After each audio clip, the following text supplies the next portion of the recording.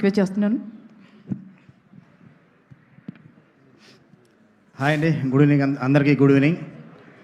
First ఇక్కడికి వచ్చిన మన ఆలీ అన్నకి, రవి భయ్యకి, ఇందాక వచ్చిన మనోజ్ అన్న అందరికీ స్పెషల్ థ్యాంక్స్ అండి. ఫస్ట్ ఈ సినిమా గురించి మాట్లాడాలంటే ఫస్ట్ మా ప్రొడ్యూసర్ ప్రదీప్ అండ్ హరీష్ ఇక్కడే ఉన్నారు. అంటే నాకు గబ్బర్ సింగ్ సినిమాకి నేను వర్క్ చేస్తున్నప్పుడు కళ్యాణ్ గారి ఫ్యాన్గా నాకు పరిచయం అండి. అన్న ఈవెంట్కి పాసులు అని అలా పరిచయం అయ్యాడు. అక్కడి నుంచి చాలా తక్కువ టైంలో ఒక ప్రొడ్యూసర్కి స్టేజ్కి వచ్చాడు. ఇలాగే డెఫినెట్గా నువ్వు మంచి సినిమాలు తీయాలి. తర్వాత అంటే తనకి సాయిధరం తేజ్ గారు అంటే ఎంత ఇష్టం అంటే చిత్రలహరి టాకీస్ అంటే చిత్రలహరి అనే సినిమా తనకి చాలా బాగా నచ్చిన సినిమా సాయిధరం తేజ్ గారిది. ఆ సినిమా పేరునే తన బ్యానర్ పేరుగా పెట్టుకున్నాడు. అంత ఇష్టపడతాడు తేజ్ గారన్నా, కళ్యాణ్ గారన్నా, చిరంజీవి గారన్నా. కానీ ఒక మెగా ఫ్యాన్గా మేమందరం ఎలా వచ్చావు, నువ్వు కూడా అలాగే వచ్చావు, ప్రొడ్యూసర్ అయ్యావు. All the best and congratulations. And Harish అంటే చాలా అంటే ఈ సినిమా జరుగుతున్న టైంలో ఫస్ట్ సినిమా చేస్తున్నప్పుడు ఏ ప్రొడ్యూసర్ కనుక చిన్న టెన్షన్ ఉంటుందండి. నేను 2-3 సార్లు సెట్కి వెళ్ళినప్పుడు కూడా ఎప్పుడు లేదు ఇదే స్మైల్తో ఇలాగే ఉండేవాడు. ఒక 2-3 డేస్ మా సెట్కి వచ్చాడు, అప్పుడు కూడా ఇదే స్మైల్గా అలాగే ఉండి సినిమాని ఫుల్ క్వాలిటీగా తీసుకొచ్చారు. అంటే వీళ్ళిద్దరూ ఎంత ప్యాషన్తో ఉన్నారంటే ఎందుకంటే ఫస్ట్ సినిమా డైరెక్టర్కి అంటే కొంచెం బడ్జెట్ రెస్ట్రిక్షన్స్ అన్నీ ఉంటాయి, అవన్నీ కూడా లేకుండా చాలా మంచి టెక్నీషియన్లు ఇచ్చారు.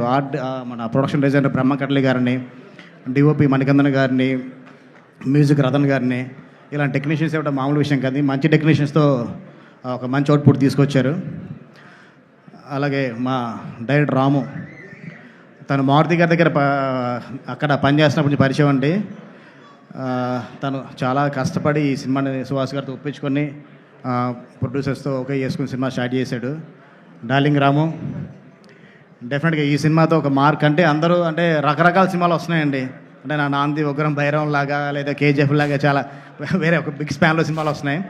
చాలా మంచి ఎమోషన్తో ఒక లవ్ అండ్ మదర్ సెంటిమెంట్తో సినిమా చేస్తున్నాడు. చాలా మంచి ఎమోషన్స్ ఉంటాయి సినిమాలో. డెఫినెట్గా ఇలాగే ఫ్యూచర్లో కూడా చాలా మంచి ఎమోషన్ సినిమాలు తీయాలి మనస్ఫూర్తిగా కోరుకుంటున్నాను. అంటే అలాగే చిన్న సినిమాలు కదా, పెద్ద సినిమాలు కూడా చేయాలి. నీ మార్క్ ఎక్కడ పోగొట్టుకోవద్దు. డెఫినెట్గా అంటే సాంగ్స్ చూసినా ఎన్ని చూసినా ఎంత ప్లెజెంట్గా కూడా మనకు అర్థమవుతుంది కదండి. సినిమాలో డైలాగ్స్ కూడా చాలా బాగుంటాయి. ఆల్ ది బెస్ట్ రాము. ఈ సినిమాతో మాతో పాటు నెక్స్ట్ సినిమాలు కూడా నువ్వు గెస్ట్గా వచ్చే స్టేజ్కి రావాలని మనస్ఫూర్తిగా కోరుకుంటున్నాను. Thank you. And caste and crew అందరికీ అండి, టెక్నీషియన్స్ అందరికీ ఈ సినిమాకి థియేటర్గా కొత్తపై పరిచయం అవుతున్నారని తెలిసింది. తను కూడా ఆల్ ది బెస్ట్ చెప్తున్నాను. అంత మంచి టెక్నీషియన్స్తో ఒక కొత్త అబ్బాయిని సెలెక్ట్ చేసుకోవడం చాలా ఆనందమైన విషయం అది. తర్వాత హీరోయిన్ తను జో సినిమా చూసినప్పుడు తన పర్ఫార్మెన్స్కి స్పెల్ బౌండ్ అయిపోయానండి. ఒక మంచి లవ్ స్టోరీ చేస్తే కనుక డెఫినెట్గా ఎంఐ నేను హీరోయిన్గా తీసుకుందాం అనుకునేవాడిని. నాకన్నా ముందే ఒక మంచి లవ్ స్టోరీ రాశాడు రాము, ఈ అమ్మాయి తెలుగు పరిచయం చేస్తున్నాడు. చాలా మంచి పర్ఫార్మర్ అండి అమ్మాయి. All the best. అండ్ ఫైనల్గా సుహాస్ బ్రదర్,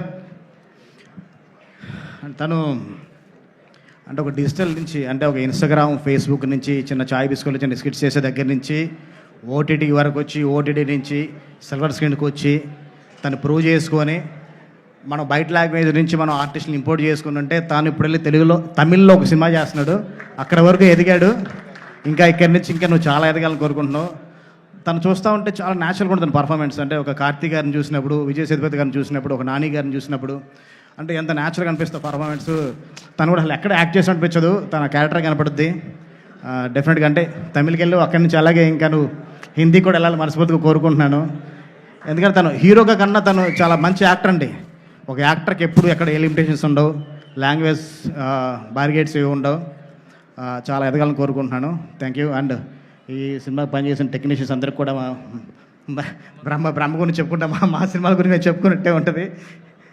అండ్ లిరిసిస్టులు అందరికి కూడా all the best and thank you.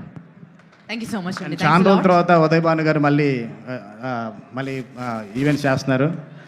Thank you అండి. ఒకటే చేశానండి, మళ్ళీ చేస్తానండి. గ్యారంటీ లేదా? రేపే ఈవెంట్ అనుకుంటాం, చేసే రోజు ఉండదు ఈవెంట్. అంత పెద్ద సిండికేట్ ఎదిగింది ఇక్కడ. సుహాస్ మా బంగారం కాబట్టి ఏదో చేయగలిగాం. Okay, thank you so much అండి. నిజం చెప్తాను మనసులోంచి.